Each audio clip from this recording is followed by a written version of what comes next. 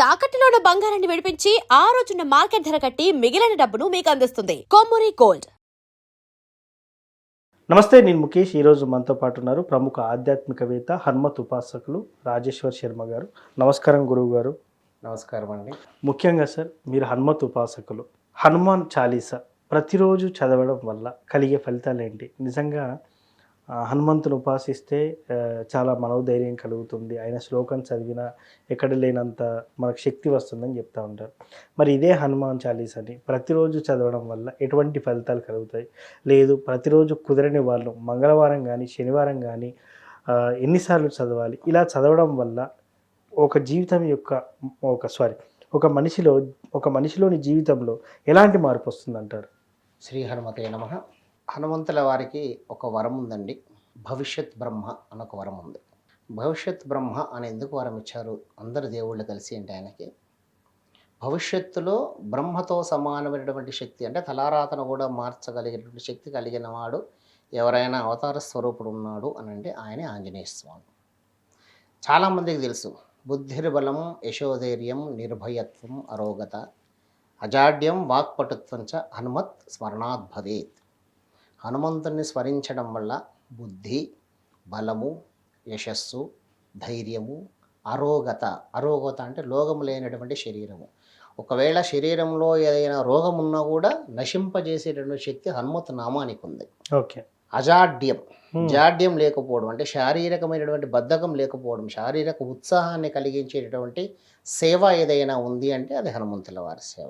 Okay. Walk పటుత్వంచ, వాక్కులో పటుత్వము అంటే తడబడకుండా మాట్లాడేటటువంటి, ఎవరైనా ఎదురుగా ఎంతటి గొప్పవాడు వచ్చినా కూడా నిలబడి మాట్లాడగలిగేటువంటి శక్తినిచ్చే మంత్రం ఏదైనా ఉంది అంటే అది హనుమత్ మంత్రం. ఓకే. హనుమంతుల వారికి సంబంధించినటువంటి ఏ రకమైనటువంటి పూజాది కార్యక్రమాలు మనం నిర్వహించినా ఖచ్చితంగా హనుమంతుల వారి యొక్క అనుగ్రహం కలుగుతుంది. ఓకే. ప్రస్తుతం ఉన్నటువంటి పరిస్థితుల్లో శీఘ్రంగా కనికరించేటువంటి వాళ్ళలో లక్ష్మీనరసింహస్వామి, పరమేశ్వరుడు, హనుమంతుల వారు, ఈ ముగ్గురు కూడా చాలా శీఘ్రంగా కనికరిస్తారని చెప్పేసి శాస్త్రం చెప్తోంది. ఓకే.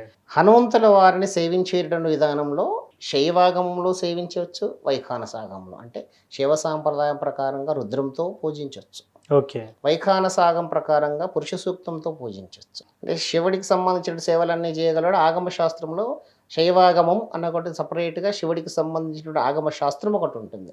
ఆగమ శాస్త్ర ప్రకారంగానే శైవారాధన చేస్తారు పెద్ద పెద్ద దేవాలయాలలో ఆగమ శాస్త్ర పండితులందరూ కూడా. వైఖానసాగం అంటే వైష్ణవ సాంప్రదాయానికి సంబంధించిన ఆగమ శాస్త్రంలో పాత్రా సాధన లాంటివి చాలా నియమాలు ఉంటాయి.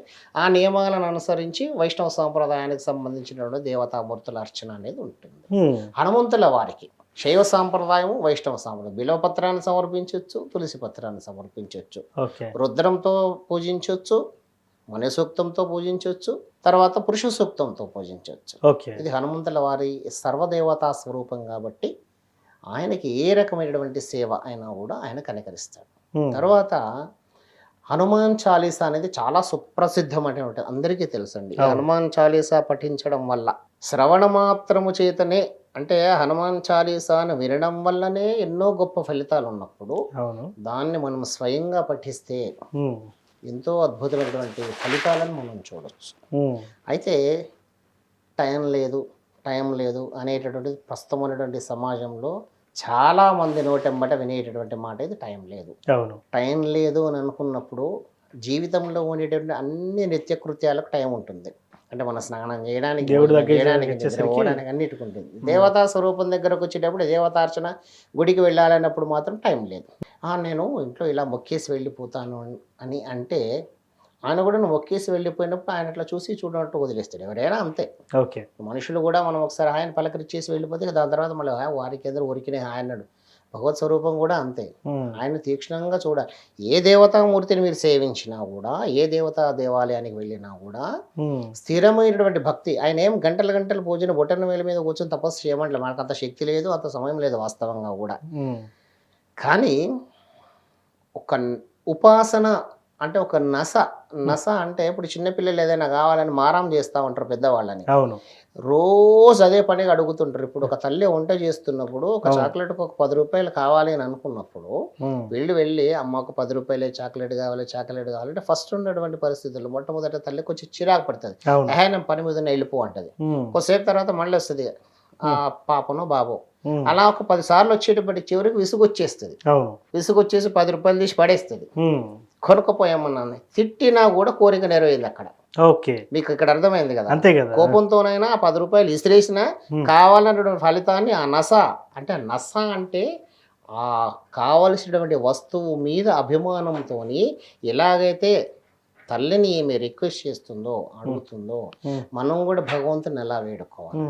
అలా వేడుకోవడం వల్ల ఖచ్చితంగా దాని యొక్క ఫలితం ఉంటుంది. అంటే సేవా మార్గాలలో స్వామివారిని సేవించేటటువంటి మార్గాలలో చాలా ఉన్నాయండి. ఆయనకి ఇష్టపడేటువంటి పూజలు కానీ, ఆయనకి ఇష్టపడేటువంటి సేవలు కానీ. ఇప్పుడు రుద్రం ఎంత శక్తివంతమైందండి. రుద్రం చాలా శక్తివంతమైనటువంటిది. అలాగే పురుష సూక్తం శక్తివంతమైనటువంటిది. సూక్తాలన్నీ కూడా శక్తివంతమైనటువంటివి. అంటే ఇప్పుడు ఎందుకు మంత్రానికి అంత శక్తి వస్తుంది అని అంటే, ఒక మనిషి మన ఇద్దరం మాట్లాడుకునేటప్పుడు మనం మాట్లాడుకునే భాషలో తెలుగు పదాలన్నింటినీ అటు ఇటు సమకూర్చి కొన్ని పదాలను తయారు చేసి పదాలతో మనం మాట్లాడుకుంటున్నాం. ఈ పదాలలో చెడు మాటలు ఏ భాషలో ఉన్నాయి? తెలుగు భాషలోనే ఉన్నాయి. అక్షరాల క్రమాన్ని మార్చేసి కొన్ని అక్షరాలను కలిపితే చెడు మాట అవుతుంది.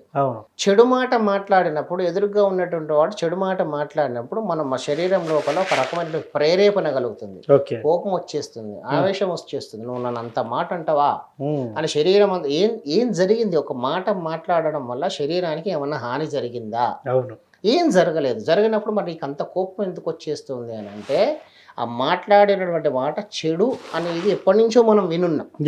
ఆ చెడు అనేటువంటిది మన శరీరాన్ని అంతలా వైబ్రేట్ చేస్తున్నప్పుడు ఛందోబద్ధమైనటువంటి మంత్రోచ్చారణ ద్వారా మనం చేసేటువంటి సేవ ఇంకెంత వైబ్రేషన్ని కలిగించాలి శరీరానికి. మంత్రానికి ఒక పద్ధతి ఉంటుంది. ఏదో మనం నార్మల్గా మాట్లాడుకునేటువంటి మాటలాగా ఉండదు. రుద్రంలో నమస్తే అస్తు భగవన్ విశ్వేశ్వరాయ మహాదేవాయ త్ర్యంబకాయ త్రిపురాంతకాయ ఇలా చదివితే మీకు దాని ఎఫెక్ట్ తెలుస్తలేదు. నమస్తే అస్తు భగవన్ విశ్వేశ్వరాయ మహాదేవాయ త్రయంబకాయ త్రిపురాంతకాయ త్రికాగ్నికాలాయ కాలాగ్ని రుద్రాయ నీలకంఠాయ మృత్యుంజయాయ సర్వేశ్వరాయ సదాశివాయ శ్రీమన్మహాదేవాయ నమః అన్నాం. దీంట్లో స్వరం పెరుగుతుంది, తగ్గుతుంది. అంటే ఒక సిస్టమ్ ఉంది, ఒక పద్ధతి ఉంది. ఈ పద్ధతి ప్రకారంగా చేయడం వల్ల మంత్రానికి బలం వస్తుంది. ఆ మంత్రంలో దైవం ఆధీనమైంది కాబట్టి మంత్రశక్తి చేత దైవాన్ని భగవంతుడు భక్తుడికే లొంగుతాడు. అంతే. ఆ భక్తి కావాలి. భగవంతుడు కోరుకునేది భక్తి. షో అవసరం లేదు. నేను కద్దరి బట్టలు వేసుకున్నానా, కాకి బట్టలు వేసుకున్నానా, ఒంటి మీద బంగారం ఉందా, విభూతి పుండ్రాలు పెట్టుకున్నానా, పెద్ద పెద్ద బొట్లు పెట్టుకున్నా, అవన్నీ భగవంతుడు చూడడు. కళ్ళల్లో ఉండేటువంటి బాధ ఆయన కళ్ళకు కనపడేలాగా చేస్తే కనికరిస్తాడు. శీఘ్రంగా కనికరించాలంటే హనుమంతుల వారి సేవ. హనుమాన్ చాలీసా అనేది అత్యంత శక్తివంతమైనది. భూత భయము, ప్రేత భయము, పిశాచ భయము, మారీచగ్రహ భయము, పటాగ్రహ భయము, కాలగ్రహ, ఎన్నో గ్రహాలకు మీన గ్రహము, ఇలా ఎన్నో గ్రహాలకు సంబంధించినటువంటి ఈ భయాలన్నింటినీ పోగొట్టేటటువంటి ఉత్తమమైనటువంటి మార్గం ఒకటి ఉంది అంటే హనుమాన్ చాలీసా. ఎన్నో మార్గాలు ఉన్నాయి. ఎన్నో మార్గాలలో హనుమాన్ చాలీసా చాలా శక్తివంతమైనటువంటి మార్గం. ఇప్పుడు ప్రస్తుత ప్రజలలో హనుమాన్ చాలీసా గురించి చాలా అవేర్నెస్ వచ్చేసింది. హనుమాన్ చాలీసా చాలా శక్తివంతంగా మారుతుంది. ఒకసారి హనుమాన్ చాలీసా మనం చదవడం ప్రారంభించామంటే శరీరంలో ఎనలేనటువంటి శక్తి వస్తుంది. అయితే దీనికి సిస్టమ్ ఏం లేదు. మనం ఒక నియమం పెట్టుకుని మనం ఒక పద్ధతి పెట్టుకోవాలి. ఇప్పుడు స్కూల్కి వెళ్ళేటప్పుడు యూనిఫామ్ అనేది ఒకటి ఉంటుంది. ఖచ్చితంగా యూనిఫామ్ అనేది ఎందుకు ఉంటుంది? ఎవడు ఎంత డబ్బు ఉన్నోడైనా స్కూల్కి వచ్చేటప్పటికి ఒకటి డ్రెస్ కనబడుతుంది. అంతే. వాడికి ఒకటి వైట్ కలర్ బ్లూ కలర్ వేసాడు అంటే వాడు ₹1,00,000 అదే వైట్ కలర్, కొంచెం కాస్ట్లీ క్లాత్ వేస్తాడేమో, బట్ కలర్ మాత్రం ఫిక్స్. అంటే మనం దూరం నుంచి నిలబడి చూస్తున్నప్పుడు అందరూ యూనిఫామ్ గా కనబడుతున్నాడు. డబ్బు ఉన్నోడు డబ్బు లేనోడు వ్యత్యాసము మనకి ఏం తెలియదు అక్కడ. ఆ సిస్టమ్ అనేది ఎలాగైతే అక్కడ పెట్టారో మన మనసుకు ఒక సిస్టమ్, మన రోజువారీ పద్ధతికి ఒక సిస్టమ్ పెట్టుకుని ఈరోజు ఈ సమయాన్ని నేను హనుమాన్ చాలీసా కేటాయిస్తున్నానని చెప్పేసి కేటాయించి ఒకసారి 5 సార్ల 11 సార్ల మీ ఇష్టం చదవండి. ఉత్తర దిశగా కూర్చొని చదవాలి. ఉత్తర దిశగా నార్త్ వైపు కూర్చొని చదివితే ఏ జపతర్పణ దానాలకి ఉత్తర దిశ అనేది చాలా ఉత్తమమైనటువంటి ఫలితాన్ని ఇస్తుంది. అందుకే ఆంజనేయ స్వామి వారి అన్నీ కూడా దక్షిణ దిశగానే ఉంటాయి దేవాలయాలన్నీ కూడా, మీరు బాగా గమనించండి. ఆంజనేయ స్వామి దేవాలయాలు కూడా దక్షిణానికే ఉంటాయి, ఇతర దేవతామూర్తులనే దేవాలయాలు తూర్పుకుంటాయి. ఓకే. ఇప్పుడు మనం హనుమంతుల వారి ఎదురుగా కూర్చొని ప్రార్థిస్తుంటే ఆటోమేటిక్గా మన ముఖం ఎటు ఉంటుందండి, ఉత్తర భాగానికి ఉంటుంది. అవును. కాబట్టి ఉత్తర భాగానికి వచ్చిన హనుమంతుల వారిని సేవిస్తే ఖచ్చితంగా హనుమాన్ చాలీసా వల్ల అద్భుతమైనటువంటి ఫలితాలు పొందొచ్చు. కానీ దానికన్నా ముందర మనకి ఏకాగ్రత. ఓకే. నేను చదవమన్నానని మీరు చదవడం కాదు, ఆయన చదవమన్నందుకు నేను చదువుతలేను, నాకై నేను శక్తిని పుంజుకోవడానికి, హనుమంతుల వారి కనికరం పొందడానికి, ఆయన అనుగ్రహాన్ని పొందడానికి భక్తి శ్రద్ధలతో చేస్తే హనుమంతుల వారు ఖచ్చితంగా కనికరిస్తారు. ఓకే. ఈ విషయంలో సందేహపడాల్సిన అవసరం లేదు. సో మొత్తానికి హనుమాన్ చాలీసా చదవడం వల్ల ఇన్ని ఫలితాలు చాలా ఉన్నాయంటారు. అద్భుతమైన ఫలితం ఉంటుంది. సో దీనికి నియమనిష్టలు పాటించాలంటారా? అంటే కొంతమంది భక్తులు ఉంటారు, ఇప్పుడు సాంసారిక జీవితం ఉంటుందండి, పొద్దున చదువుకోవాల్సిన బాధ్యత కూడా ఉంటుంది. మరి ఇటు సాంసారిక జీవితాన్ని అటు దేవుణ్ణి సేవలో ఉండాలంటే సాధ్యమయ్యే పనైనా చేసుకోవచ్చు అంటారా? మరి సాంసారిక సుఖాన్ని త్యజించమని ఎక్కడ నియమం చెప్పలేదండి, బ్రహ్మచర్యాన్ని పాటించమని ఎక్కడ నియమం చెప్పలేదు. ఈరోజు పొద్దున మేము హనుమంతుల వారికి పూజ చేసామండి, తర్వాత దాంపత్య జీవితంలో చాలా ఉంటాయి కదా. మరి ఇప్పుడు ఆంజనేయ స్వామి దేవాలయాలు అర్చకులందరూ కూడా సాంసారిక సుఖాన్ని త్యజించాల్సినటువంటి అవసరం లేదు కదా. సాంసారిక సుఖం అనేది ప్రాజాపత్యర్థం, సంతానాన్ని పొందడానికే సంసారం. సంసారం వదిలేసి స్వామివారు ఎప్పుడు సేవ చేయమని చెప్పరు, నీకు వంశవృద్ధి కలగాలి. అవును. మనము వివాహం చేసుకుంటున్నాం, ఇక్కడ వివాహం ఎందుకు చేసుకుంటున్నామండి, దేవతామూర్తులకు వివాహం చేస్తున్నాం, కళ్యాణం చేస్తున్నాము. ఆ కళ్యాణం ఎందుకు చేస్తున్నాం అంటే వాళ్ళకు లోక సంరక్షణార్థం, లోక కళ్యాణార్థం చేస్తున్నాం మనం. మరి మనం ఎందుకు పెళ్లి చేసుకుంటున్నాము, వంశవృద్ధి, ప్రాజాపత్యర్థం, సంతానాన్ని పొందడానికి. పెళ్లి ఒకటేసారి చేసుకుంటాము, ఎవ్రీ ఇయర్ మ్యారేజ్ డే చేసుకుంటాం, మళ్ళీ పెళ్లి చేసుకోము. కానీ భగవంతుడి విషయానికి వచ్చేటప్పుడు ఆయన నిత్యం కళ్యాణం చేస్తున్నాడు, ఆయన లోక సంరక్షణార్థం చేస్తున్నాడు, దేవతామూర్తులందరూ లోక సంరక్షణార్థం చేస్తున్నాం. ఇక్కడ మనం వివాహం ప్రాజాపత్యర్థం, సంతానం కోసం మనము ప్రయత్నం చేస్తూ ఉన్నప్పుడు సాంసారిక, ఇప్పుడు సంతతి కావాలనే కోరిక ఉందండి. కోరిక ఉన్నప్పుడు హనుమాన్ చాలీసా చదివి నాకు సంతానం కావాలని కోరుతున్నప్పుడు బ్రహ్మచర్యాన్ని పాటిస్తే సంతతి ఎలా కలుగుతుంది? అంటే చాలా మంది ఇట్లాంటి ఒక నియమం మీరు ఒక నియమం పెట్టుకోండి, అంటే 11 రోజులు, 21 రోజు, 41 రోజు, ఇలా నియమం పెట్టుకోండి. నియమం పెట్టుకుని ఆ నియమం ప్రకారంగా ఉండండి. నువ్వు హనుమాన్ చాలీసా చదివిన ప్రతిసారి కూడా నేను బ్రహ్మచర్యాన్ని పాటించాలి అంటే ఎప్పుడో ఒకసారి చదవాలనిపిస్తుంది. అలా కాకుండా ఉదయ సమయంలో మానసిక ప్రశాంతత ఉన్నప్పుడు హనుమాన్ చాలీసాని పఠించండి. తర్వాత రొటీన్ జీవితం అండి, జీవితం అంతా కూడా మనం ఆఫీస్కి వెళ్ళాల్సి వస్తుంది. ఆఫీస్లో ఏ రకమైనటువంటి మనుషులు మనకు తగులుతారో తెలియదు. వాళ్ళ ఇంట్లో మృత్యు చెందినటువంటి వాళ్ళు ఎవరైనా ఉంటే 11 రోజులు అయితే ఆఫీస్కి బంద్ చేయరు కదా, వాళ్ళు తెలియకుండా మనం వాళ్ళని తగిలేస్తున్నాం. తగులుతున్నప్పుడు నేను పొద్దున హనుమాన్ చాలీసా చదివిన నన్ను తగలకూడదంటే ఆ నియమం మనకు అక్కడ ప్రస్తుతం ఉన్నటువంటి సంఘ జీవితంలో మనకు అది వర్తించదు. కానీ ఎప్పుడైతే నువ్వు హనుమాన్ చాలీసా చదువుతున్నావో, హనుమానికి సంబంధించిన ఏ భగవంతుడి సేవనైనా సరే, ఒక హనుమాన్ అనే కాదండి, ఏ దేవతామూర్తికి సంబంధించిన సేవ అయినా కూడా చేస్తుంటే మనం ఒక నియమం పెట్టుకుంటున్నాం. ఎందుకు నియమం పెట్టుకున్నాం అంటే మైండ్ డైవర్షన్ లేకుండా. మైండ్ డైవర్షన్, మనసు కోతి లాంటిది, ఒక చోట స్థిరంగా ఉండదు, అది ఇటు అటు అటు అటు పరిగెత్తుతుంటది. అన్నిటికన్నా వేగంగా పరిగెత్తగలిగేటువంటి వస్తువు ఏదైనా ఉందంటే మనస్సు. ఉన్న క్షణంలో మనం ఇక్కడ కూర్చుంటే పీవీఆర్ థియేటర్లో, పీవీఆర్ సినిమా థియేటర్లో ఇప్పుడు మన మనసు సినిమా చూడొచ్చు, అది చంచల స్వభావం కలిగింది. ఇప్పుడు నా ఇల్లు నాకు గుర్తొచ్చింది అనుకో, నా ఇంట్లో ఉండిపోతున్నా, నా ఇంట్లో ఎక్కడెక్కడ వస్తువులు అన్ని నా మైండ్లో ఉంటుంది. నేను ఇక్కడ మాట్లాడుతున్నా కూడా మనసు అక్కడెక్కడో తిరుగాడుతుంటది. కాబట్టి ఈ సాంసారిక సుఖం అనే అవనేండి, నాన్ వెజ్ అలాంటి అన్నీ ఏవైతే చేయకూడని నియమాలు ఏవైతే ఉన్నాయో ఇవన్నీ కూడా మనం ఒక లిమిటెడ్ పీరియడ్ పెట్టుకోవాలి. అంటే ఒక 11 రోజులు అనుకుంటాం, మాండలికం పెట్టుకుంటే ఇంకా ఉత్తమం. ఇంకా 41 days అంటారు. ఆ పెట్టుకున్నప్పుడు మనం ఒక రక్ష కట్టుకోవాలి. ఒక రక్ష కట్టుకుని కర్మ ప్రారంభం లోపల నేను ఈ రక్ష కడుతున్నాను. మీరు దేవాలయానికి వెళ్ళినప్పుడు అక్కడ అర్చకుడు చెప్తాడు, గురుగారు నేను ఇలా హనుమాన్ చాలీసా చదువుదాం అనుకుంటున్నాను, నాకు మండలానికి సంబంధించి లేక ఏకవింశతి 21 రోజుల దీక్ష నాకు రక్ష కట్టండి అని చెప్పేసి కర్మ ప్రారంభంలో రక్షాబంధనం కట్టుకుని, ఈ రక్షాబంధనం ఉన్నంతకాలం మనము ఎంతవరకు నియమాన్ని పాటించగలుగుతామో అంతవరకు నియమాలను పాటించగలుగుతూ నిత్య వ్యవహారానికి దెబ్బ కొట్టకుండా 21వ రోజు అయిపోయిన తర్వాత స్వామివారికి సేవ చేయాలి. మనం 21 రోజులు అయిపోయిందబ్బా పుస్తకం చేసి వదిలిపేసుకున్నట్టు కాదు. మరి దీనికి పరిహారం ఏంటి? ప్రతి దానికి ఒక స్థాయి భావం ఉంటుంది, ఒక సాచురేషన్ ఉంటుంది. 11 రోజులు హనుమాన్ చాలీసా చదివాను, మరి దాని క్లైమాక్స్ ఏంటి? అంతే కదా, అంతం అనేది ఒకటి ఉంటుంది. అంతంలో మనం ఏం చేయాలంటే స్వామివారికి సంబంధించినటువంటి సేవ.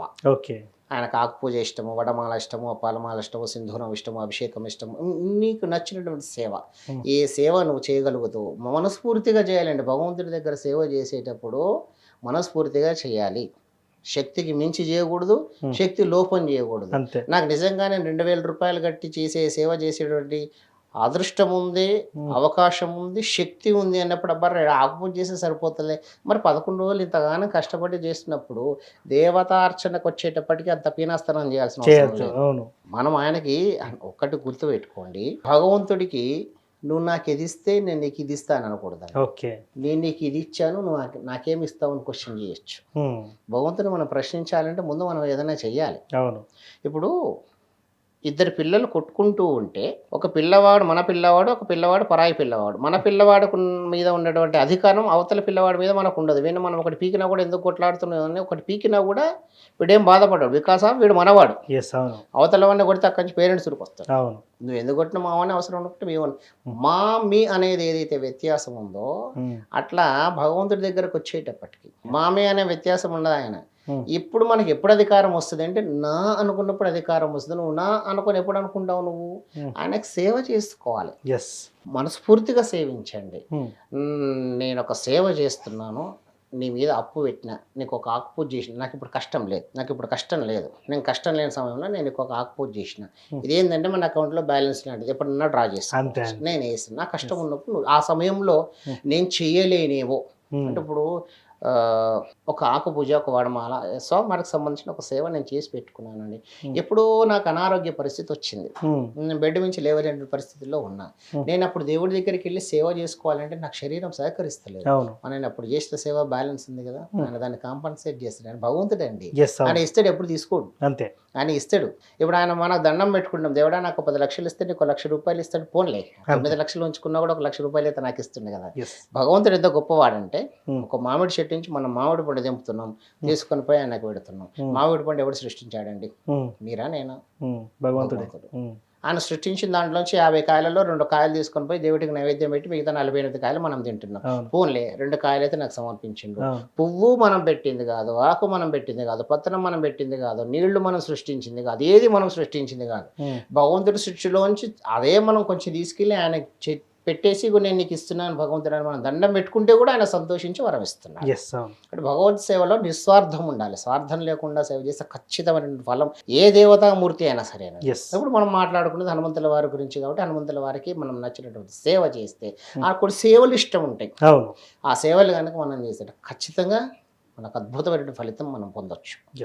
సో ముఖ్యంగా హనుమాన్ చాలీసా చదవడం వల్ల ఎలాంటి ఫలితాలు పొందవచ్చు అని చాలా చక్కగా చెప్పినారు సార్. ధన్యవాదాలు.